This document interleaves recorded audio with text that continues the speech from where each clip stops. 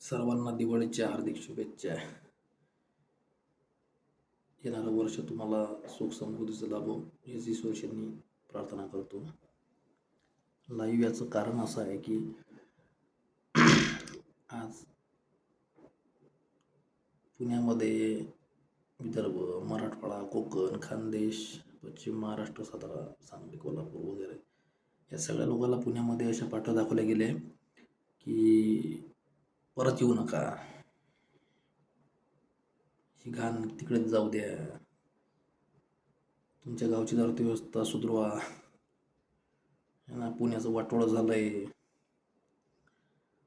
ऐकून त्रास झाला की संयुक्त महाराष्ट्र, हुतात्मे, बलिदान, इतिहास, शिवाजी महाराजांचा इतिहास, मराठा साम्राज्याचा इतिहास, पेशवाईचा इतिहास, मराठी कल्चर, मराठी संस्कृती, मराठी खानपान, मराठी संगीत, सगळंच काही ध्वस्त झालं सगळं काही इथं.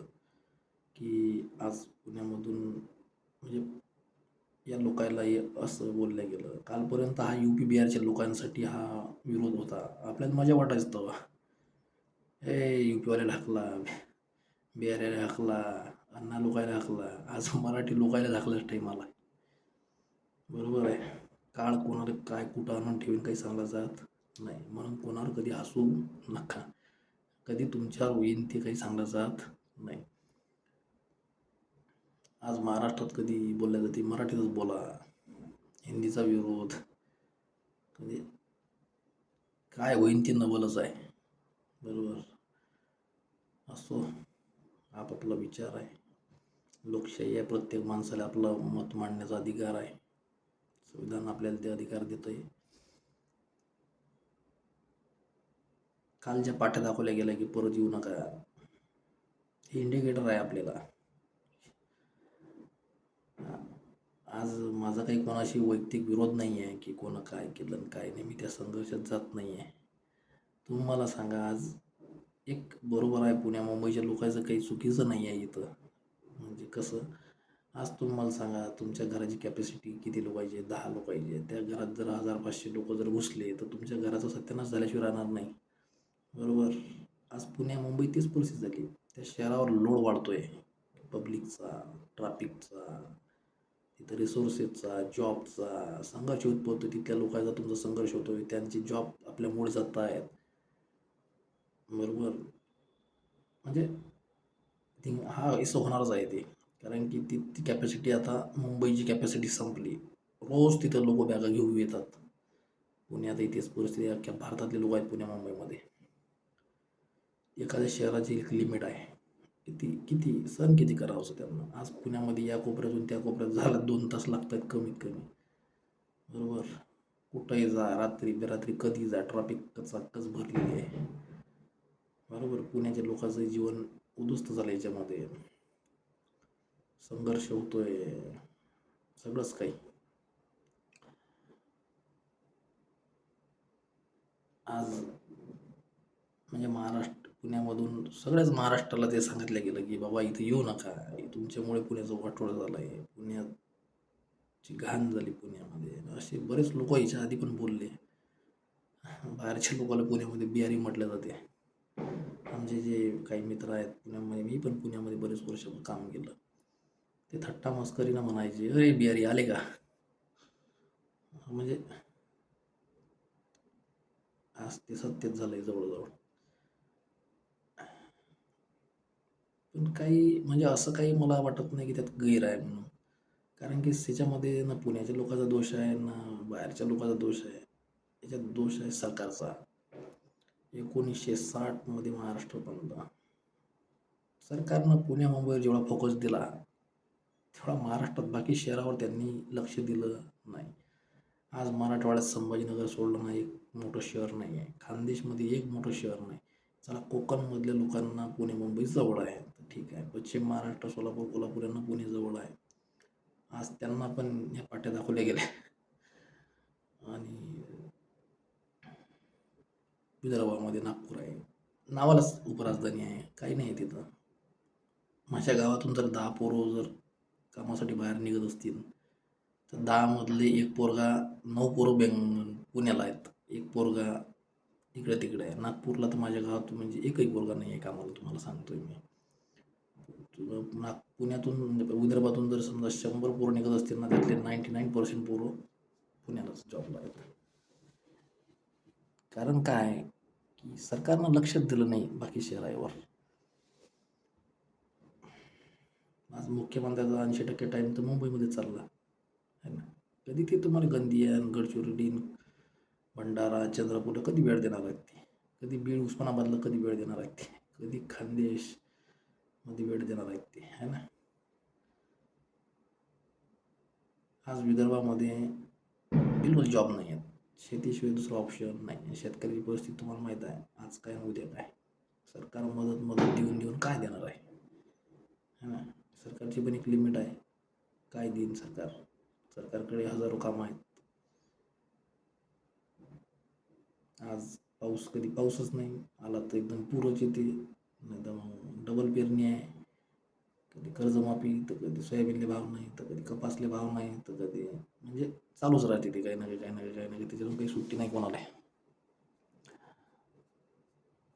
शेतकऱ्याचं पोरगा तो म्हणते बाबा शेती नको करू, दुसरं काही कर, आम्ही मेलो तू मरू नको याच्यात, असे आमच्या गावातले जुने लोक आम्हाला बोलतात की बाबा तिकडेच काहीतरी काम बघ, मरू नका इकडे. म्हणजे शेतीची आपल्याला परिस्थिती माहीत आहे काय आहे. तर एक शेतीची एक लिमिट आहे, त्याच्यापेक्षा ती शेती उत्पन्न देत नाही. तुम्ही काही बी करा. मग आता तुम्हाला नवीन जुने लोक जे होते आपले पूर्वीचे बापदादे, ते शिकलेले नव्हते. शेतीचा ऑप्शन होता, तेव्हा खर्च कमी होता, गरजा कमी होत्या, त्याच्याने ते शेतीमध्ये त्यांचं भागायचं. आता नवीन पोराचं नाही भागत. मोबाईल रिचार्ज 500 रुपयाच पाहिजे आज, गाडीला पेट्रोल आहे, EMI आहेत, घर बांधले लोकांना लोन काढू म्हणजे अडचण आहे सगळ्याच्या मागं. आणि कितीतरी पोराचे लग्न होणे राहिले, जॉब नाही, कामं नाहीत. आज तुम्हाला सांगतो विदर्भ अकोल्यामध्ये, मी अकोला, अमरावती, बुलढाणा, वाशिम, 500 करोडचं काम नाही आहे. 500 करोड MIDC, दालमिला, बेकरे, अशी कंपन्या आहेत. पुण्यासारख्या मल्टीनॅशनल कंपन्या इथं नाही आहेत. जवळजवळ मराठवाड्याची आणि खानदेशची बी परिस्थिती हेच आहे. विदर्भामध्ये मला असं वाटते की भंडाऱ्यामध्ये एक कुठेतरी गाडी बनते लेलँडची, अशोक लेलँडची. नाही तर मोठी कंपनी एक गाडी विदर्भामध्ये बनत नाही, काहीच नाही. मोठ्या मल्टीनॅशनल कंपन्या असेल डायरेक्ट इंड, असे टाटा, महिंद्रा, बजाज, असं काही नाही आहे विदर्भात की डायरेक्ट इनडायरेक्ट ते लाखो लोकांना रोजगार देतात भाऊ, असे नाही आहे. कारण की इथल्या आमदार खासदार त्याच्यावर कधीच बोलताना दिसत नाहीत तुम्हाला. रोजगाराचे कधीच नाही बोलत ते लोक. आणि इथलं पब्लिकही काही विचारत नाही. पश्चिम महाराष्ट्र डेव्हलप आहे, कारण की तिथं मोठे मोठे पक्ष आहेत. मग पवार साहेब, बाळासाहेब ठाकरे, गोपीनाथ राव मुंडे साहेब, दसराज देशमुख, किंवा म्हणजे असे मोठे मोठे नेते आहेत तिकडे. पक्ष आहेत, चळवळी आहेत, आंदोलन आहेत, संघटना आहे. ते लोक जागरूक आहेत विदर्भापेक्षा तिथले लोक. दूध संघ, साखर कारखाने, कॉपरेटिव्ह सोसायटी आहे. आज बारामती तुम्ही डेव्हलप आहे, बरोबर. तसं विदर्भात दिसत नाही. कोणता आमदार खासदार कधी याच्यावर प्रश्न विचारत नाहीत, पब्लिकही यांना काही विचारत नाही याच्यावर. पब्लिक फार तर शेतकरी सोयाबीनचा भाव नाही, कर्जमाफी नाही, थोडेफार छोटे मोठे आंदोलन करतात, बस, बाकी काही नाही. आज विषय असा आहे की ज्या पुण्यामध्ये पाठ दाखवल्या गेल्या ते चांगल्यासाठी दाखवल्या गेल्या, जेणेकरून आज जर हे झालं नसतं ना, तर कधीच आम्ही याच्यावर लक्ष दिलं नसतं. कधी कधी असं वाटतं की आपत्ती आविष्कार आहे, तुम्हाला प्रॉब्लेम आल्याशिवाय आपण त्याच्यावर उपाय शोधत नाही. माझं काही कोणाशी वैयक्तिक वैर नाही आहे की कोण काय म्हटलं काय, मी त्याच्यामध्ये काही पडत नाही. का विदर्भ डेव्हलप नाही आहे बाबा, का मराठवाडा डेव्हलप नाही, का खानदेश डेव्हलप नाही, का पुणे मुंबई चमचम चमचम करत आहे, बाकी शहर आले ओसाळ पडले, गावाच्या गाव खाली झाले, कोणी नाही आहे गावात. नवीन पुरुष सगळे पुण्या मुंबईला. ज्याच्याकडे शेती आहे तेही पुण्याला, ज्याच्याकडे शेती नाही तेही पुण्या मुंबईला. पुण्या मुंबईची बी कॅपॅसिटी एक लिमिट आहे. किती सण करावं पुण्या मुंबईला, किती अख्ख्या भारतातले लोक येतात पुण्या मुंबईमध्ये. त्या शहराची बी मुंबईची लिमिट संपली. पुणे जवळजवळ त्याच परिस्थितीमध्ये पोचलं 10-5-10 वर्ष. ते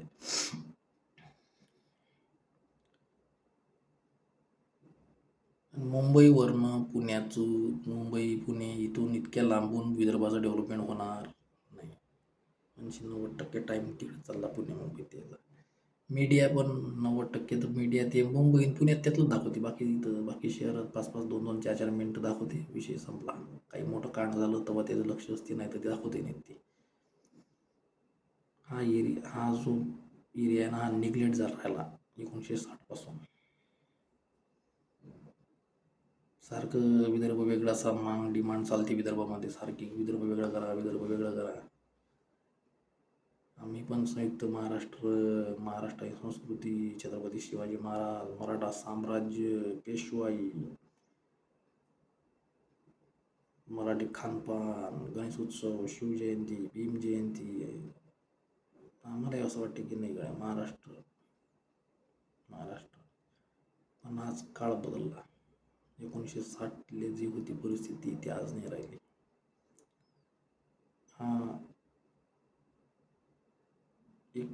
आपल्याला एक एरिया तो असं परिस्थिती झाली आहे की विदर्भाला स्वतंत्र मुख्यमंत्र्याची गरज आहे. बरोबर. बाबासाहेबांना तेव्हा सांगितलं होतं की विदर्भ वेगळं करा. बाबासाहेब दूरदृष्टी होते. बरोबर. बाबासाहेबांना म्हटलं होतं की विदर्भ वेगळं करा. 1953मध्ये फजल अली कमिशन बसलं होतं. आय थिंक 1955मध्ये त्यांचा रिपोर्ट आला. त्यांनी पण सांगितलं होतं की विदर्भ वेगळं राज्य करा. तेलंगणा बी त्यांनी सांगितलं होतं, म्हणजे हैदराबाद सांगितलं तेव्हा तेलंगणा वेगळं राज्य करा. तेलंगणा राज्य वेगळं झालं 2014मध्ये. फजल अली कमिशननं 16 राज्याची रिकमेंडेशन दिली होती.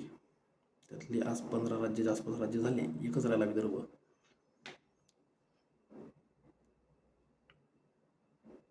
विदर्भ वेगळा करायसाठी बऱ्याच लोकांनी प्रयत्न केले.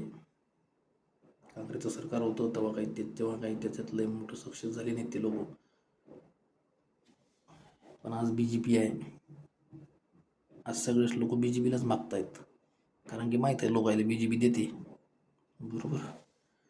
आणि BJP, मी काही कोण्या पार्टीचा समर्थक म्हणून तुम्हाला बोलत नाही आहे, पण BJP कडून आशा आहे, लोकायला अपेक्षा आहेत की मोदी साहेब काही ना काही करतील. त्यांनी अशा विषयात हात घातले, त्यांचा मी काही असंच नाही बोलत आहे. एक्सपिरियन्स म्हणजे आतापर्यंतचा अनुभव आपल्याला सांगतोय आपण. कलम 370, राम मंदिर, वक्फ बोर्ड, CAA, ट्रिपल तलाक, वन नेशन वन इलेक्शन, उत्तराखंडमध्ये त्यांनी समान नागरिक कायदा आणला, त्यांनी इन्फ्रास्ट्रक्चर डेव्हलपमेंट, म्हणजे आगीत हात टाकला आतापर्यंत त्या लोकांनी. जे काँग्रेस ज्या गोष्टी अवॉइड करत गेले, BJPनं ते कामं केले.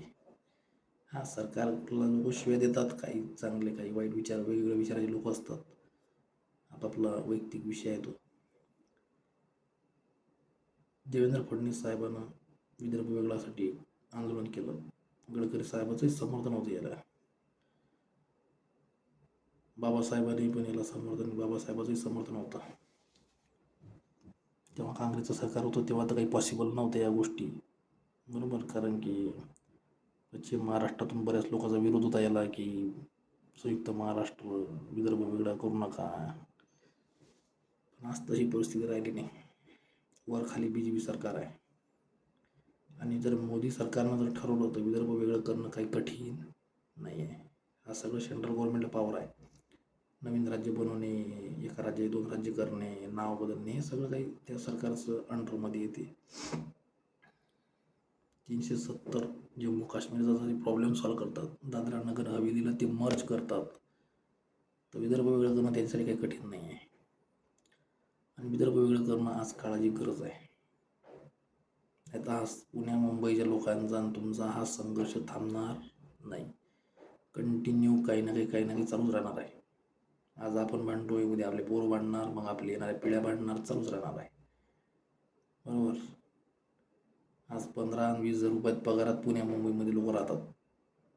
90% लोक तिथं सेटल नाही आहेत, बाहेरून आलेले. 10% लोक जरा इंजिनियर आहेत, काही शिकलेले आहेत, ते पोरं जरा सेटल आहेत. नाहीतर 90% पोरं झोमॅटो, काही डिलिव्हरी बॉय, काही सिक्युरिटी, काही कॉन्ट्रॅक्ट वर्कर, काही कसं असं तसे जगतात ते लोक.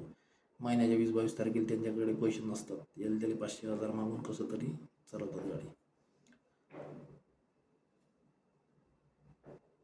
तर आज विदर्भाला स्वतंत्र मुख्यमंत्री, स्वतंत्र मंत्रिमंडळ, स्वतंत्र सरकारी मशिनरीची गरज आहे. बरोबर.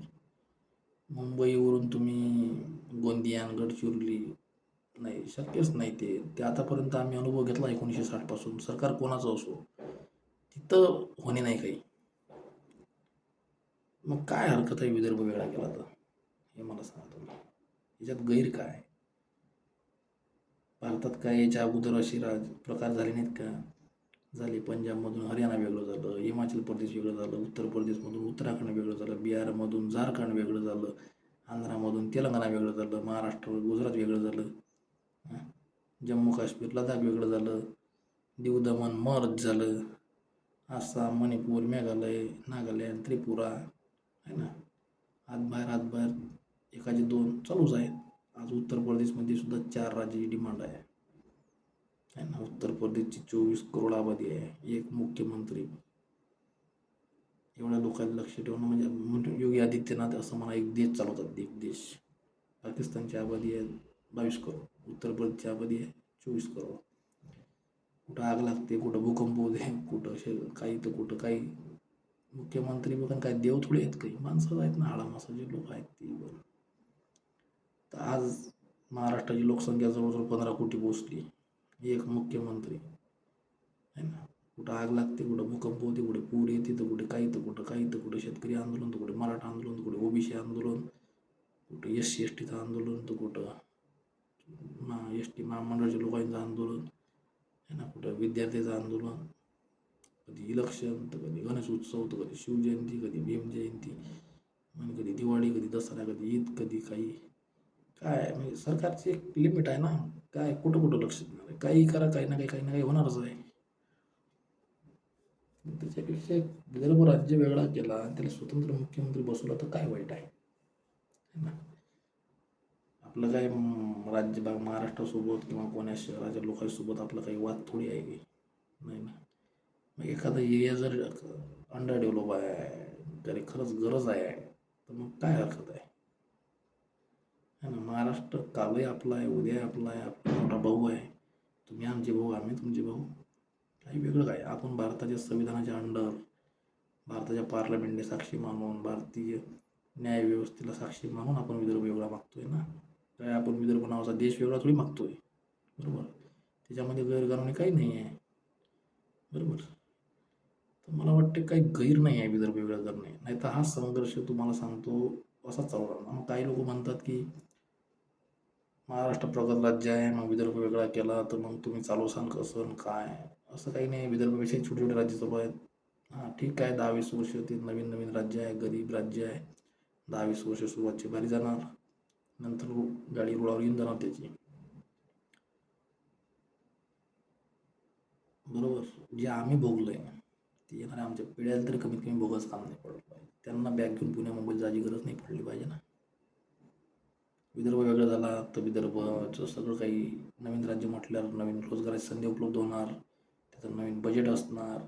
विदर्भ पोलीस, विदर्भाचं तुमचं लोकसेवा आयोग, विदर्भाचं सगळंच काही विदर्भ राज्य म्हटल्यावर ते नवीन होणार. बरोबर. विदर्भाचा मुख्यमंत्री 24 तास विदर्भावरच लक्ष देणार. त्याला मराठवाड्यात काय चालू आहे, खानदेशमध्ये काय चालू आहे, कोकणात काय चालू आहे, मुंबईमध्ये काय चालू आहे, त्याचं काही घेणदेण नाही फारसं. म्हणजे त्याचा जो टाईम आहे मुख्यमंत्र्याचा, तो पूर्ण या 10-11 जिल्हे जे आहेत त्याच्यावरच जाणार. म्हणजे इथल्या लोकांचं, शेतकरी, मजूर, MIDC, डेव्हलपमेंट, इन्फ्रास्ट्रक्चर आहे ना, हेल्थ सिस्टम, सगळ्याच बाबतीत त्या मुख्यमंत्र्याकडे. आज महाराष्ट्र मोठा राज्य आहे, मुख्यमंत्री कुठं फिरणार आहे ते. आम्ही कोणत्या पार्टीचं सरकार होऊन कोण मुख्यमंत्री होईल याच्याशी आमचं असं काही लय मला काही असं फारसं मी घेणदेण नाही आहे. कोणाचंही सरकार हो बाबा, फक्त विदर्भ डेव्हलप करा, एवढं आमचं मत नाही. बरोबर. आणि माझं तुम्हाला कळकळीचं विनंती आहे की जे पुण्या मुंबईला, आता तुम्हाला सांगतो, आपले जुने लोक फारशाच्यामध्ये म्हणजे त्यांना काही कुठं जायचं काम नाही पडलं, त्याच्याने त्यांना काही फारसं याचं महत्त्व नाही. पण जे लोक पुण्या मुंबईला आहेत, बेंगलोरला आहेत, हैदराबादला आहेत, जे यंग जनरेशन आहे, त्या लोकांनी याच्यासाठी समोर या. आज नाही आले ना तर तुमच्या येणाऱ्या पिढ्याला पण बॅगा घेऊन पुण्या मुंबईत धावा लागेल, एवढं लक्षात ठेवा. बरोबर. आणि विदर्भ नावाचं वेगळं राज्य उभं करा. 10-20 वर्षांना परिस्थिती बदलते. बरोबर. आणि परत एकदा सांगतो की आमचं कोणाशी काही वैयक्तिक वाद नाही आहे. आम्ही हा जनरल विषयावर बोलतो. बरोबर. अशी परिस्थिती आहे की कोणाला दोष द्यावा हाही विचार पडला आहे. आज प्रत्येकाला वाटते की सरकार आमच्यासाठी काहीच करत नाही आहे. बरोबर. सरकारच्या मागेही हजार गोष्टी आहेत, त्यांना सगळंच बघावं लागतं. आम्ही समजू शकतो की पण मुख्यमंत्री साहेब तुम्ही स्वतः याचे पुरस्कृते होते देवेंद्र फडणवीस साहेब आणि मोदी साहेब दोन्ही BJP खालचं वरचं डबल इंजिन सरकारनं जर हे ठरवलं का नाही तर हे फार कठीण नाही आहे. आम्हाला काही धिंगाणा घालायचा नाही आहे, आम्हाला काही कुठं मोर्चा काढायचा, आम्हाला कुठं काही मोठं असं आम्ही शांततेनं तुम्हाला मागतोय. आम्हाला तुम्ही शांततेनं विदर्भ वेगळं करा, विदर्भ डेव्हलप करा, आमची एवढीच इच्छा आहे. कोणी आमदार व्हा, कोणी खासदार व्हा, कोणी मंत्री व्हा, कोणी मुख्यमंत्री व्हा, बाबा आम्हाला काही फारसं त्याचं घेणं नाही आहे. पण विदर्भ वेगळा करा. कळकळीची विनंती आहे तुम्हाला सांगतो मी. बरोबर. आज अमेरिकेची लोकसंख्या 35 करोड आहे. जवळजवळ 50पेक्षा जास्त 50च्या आसपास राज्य आहेत तिथं. आपण सारखे अमेरिकेत हे आहे, युरोपमध्ये ते आहे, चायनामध्ये असं आहे. आपण तर उदाहरणं तर खूप सारे देतो. काय इथं प्रयोग केला तर वाईट आहे तो. बरोबर. छोटे छोटे राज्य असले तर एक मुख्यमंत्री छोटं राज्य असेल तर चांगलं डेव्हलप करू शकते, चांगलं लक्ष देऊ शकते, चांगली पोलीस यंत्रणा, चांगलं मॅनेजमेंट करू शकतो ना. आपलं घर जर समजा छोटं असलं तर आपण ती साफसफाई चांगली ठेवतो, आपण त्याची चांगलं मेंटेन त्याला आपण ठेवू शकतो ना. मोठा जर असलं तर साफसफाई होणार त्याच्यावर आपण फारसं लक्ष देऊ शकत नाही. तर छोटं राज्य असलं तर चांगलं मला असं वाटतं की उलट चांगलं परफॉर्म करीन ते राज्य. तुमचं लॉ अँड ऑर्डर मेंटेन राहील, सगळ्याच गोष्टी. मोठं राज्य आहे, कुठं काही तर कुठं काही चालूच राहते, कुठं कुठं काही काही काही काही. म्हणून देवेंद्र फडणवीस साहेब आणि मोदी साहेब माझं तुम्हाला हात जोडून विनंती आहे की विदर्भ वेगळा करा. आणि विदर्भाच्या जनरेशनला मी यंग जनरेशनला खास करून सांगतोय की नुसतं बायका, पोरं, घर, शेती, नुसतं कंपनी, काम काम करू नका. थोडा तुमच्या आयुष्यातला थोडा टाईम याच्यासाठी पण काढा, नाही तर खूप उशीर होणार तुम्हाला सांगतो. तुमच्या येणाऱ्या पिढ्याला पुण्या मुंबईला कामासाठी पळावं लागेल बरं. आणि तुम्हाला माहीत आहे आज काय परिस्थिती आहे तर आहे ना. पुण्या 500 किलोमीटर पुण्या मुंबई जातात लोक, त्या दिवसा त्या रोडनं राव भीती वाटते. आज दिवाळीच्या टाईमला एवढे ॲक्सिडेंट झाले त्या रोडवर, म्हणजे कठीण समस्या आहे. म्हणून म्हणतो बाबा आपल्या गावाच्या आसपास जॉब बघा, आपल्या घराच्या आजूबाजून बघा, संध्याकाळी आपल्या आईवडिलांजवळ या, आपल्या गावात या, आपली शेतीवाडी करा, आपल्या नातेवाईकाच्या आसपास राहा, आपल्या समाजात जवळपासच्या लोकात राहा, जेणेकरून जीवनही जगता आलं पाहिजे, कामही करता आलं पाहिजे, पैसाही कमवता आला पाहिजे, सगळं झालं पाहिजे. 1000, 500, 2000, 4000 किलोमीटरला तुम्ही जाऊन बसतान, इकडे कोण आहे तुमचं? कोणीच नाही. तिकडे आई वडील पोरं असले तर म्हणतात सण तेव्हा काही खरं वाटते, नाही तर काही खरं वाटत नाही. है ना. पैसा कमावणं आवश्यक आहे, पण जीवन जगणं आवश्यक आहे ना. संध्याकाळी तुम्ही जर 5-6 वाजता तुम्ही जर जॉब करून घरी जर गेले संध्याकाळी 7-8 वाजता, है ना, भाकर कमावणं मोठी गोष्ट नाही आहे. भाकर फॅमिलीसोबत आपल्या परिवारासोबत खाणं महत्त्वाची गोष्ट आहे. पैसा आवश्यक आहे, पैशाशिवाय काहीच नाही आहे. पण पैसा सर्व काही नाही ना. फार तुम्ही घर बांधता, पुण्या मुंबईत फ्लॅट घेता कोटी रुपयाचा, है ना, आणि तुम्ही त्याच्यात राहू पण शकत नाही. म्हणजे तुम्हीच जर आज गावाच्या 10-20, 5-50 किलोमीटरमध्ये जर तुम्हाला जॉब भेटला, 100 किलोमीटर किंवा आजूबाजूच्या शहरात, तर तुम्हाला ते आपलं तुमचे सगळंच तुम्हाला जीवन जगता येईल ना. आई वडील, नातेवाईक, सण त्योहार, जत्रा खेत्रा, सगळंच काही.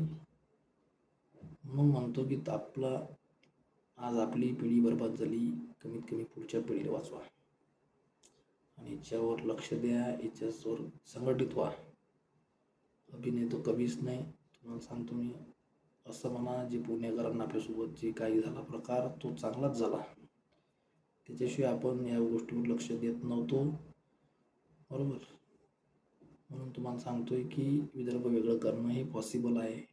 असे बरेच राज्य झाले आणि आज बिहारमधून झारखंड वेगळं झालं, आहे ना. ती झारखंडमध्ये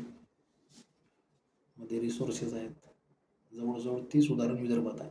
आज विदर्भामध्ये चांगले मिनरल्स आहेत, चांगली शेती आहे, म्हणजे हे राज्य चांगलं डेव्हलप होऊ शकते. विदर्भाचं लोकेशन एकदम भारताच्या सेंटरला आहे ना. त्याच्यानं इथं खूप चान्स आहेत की असे संधी आहेत, काही होऊ शकते आहे ना. आणि देश बनवणारे माणसं, राज्य बनवणारे माणसं, सगळं राष्ट्रपती माणूस, पंतप्रधानी माणूस, मुख्यमंत्री माणूस, सगळं काही माणूसच करते. काही लोक म्हणतात ते आपले कामं नाहीत, त्याला मोठा माणूस पाहिजे. अरे मोठ्या माणसाला काय गरज आहे? आणि जो समाजातला एकदम जो लोअर वर्ग आहे त्याला तर आपलं पोट भरणं मुश्किल झालं, बरोबर. मग ज्यानं त्यानं म्हटलं की मी नाही करत, मोठ्या माणसाचं काम आहे, आपले कामं नाहीत ते, मग कोणाची कामं आहेत ते, है ना. म्हणून म्हणतो याच्यावर लक्ष द्या, सरकारचं याच्यावर अट्रॅक्ट करा, आपल्या लोकप्रतिनिधी आहेत, आमदार खासदार, त्यांना विचारा आणि याच्यावर काहीतरी मार्ग काढा, बरोबर. मी असं काही हवेत गोळीबार करत नाही आहे. मी याच्यावर स्टडी केली, 5 वर्ष झाली कॉम्पिटेटिव्ह एक्झामची तयारी करतोय, बऱ्याच एक्झाम दिल्या, बरी स्टडी केली, है ना. तर असं काही नाही आहे. तुमचे मोठे मोठे देश तुटले, मोठे मोठे देशातून वेगवेगळे देश झाले. आपला रशियामधून 15 देश वेगळे झाले, 2 जर्मन्या, 2 नॉर्थ कोरिया, साऊथ कोरिया, है ना. असे लय देश तुटले, लय बनले. राज्य मोठे होणे काही, छोटे होणे काही, म्हणजे एका राज्यात 2